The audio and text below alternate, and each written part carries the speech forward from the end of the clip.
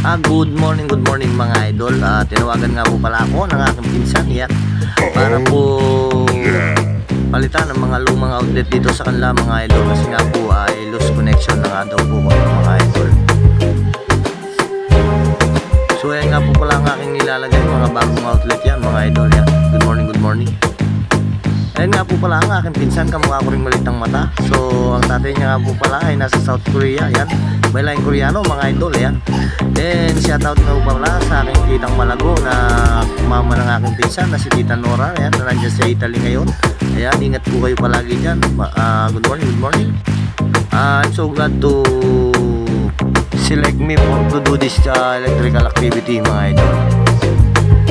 Ayan mga idol, ang aking pamangkin na malit din ang mata, napakalipot, parang anak ni Jackie Chan mga idol. Ayan. So maraming nga din po palang mga mahilig na po dito mga idol yan. Ang napansin ko lang po dito mga idol, ang iba po kasi inisip nila pag may breaker okay na. Hindi mga idol, ito po yun.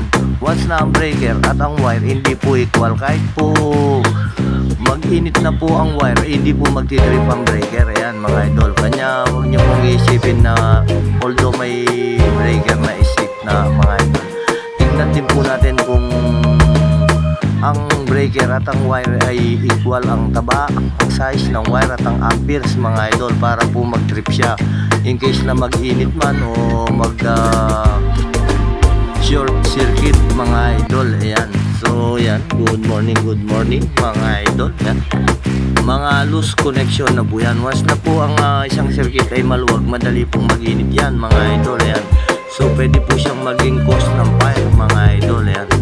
So ugalin din po natin pinacheck ang mga electrical device at saka electrical wiring ng ating bahay mga idol, lalo na po kung mainit ang panahon mga idol. Yan. So good morning.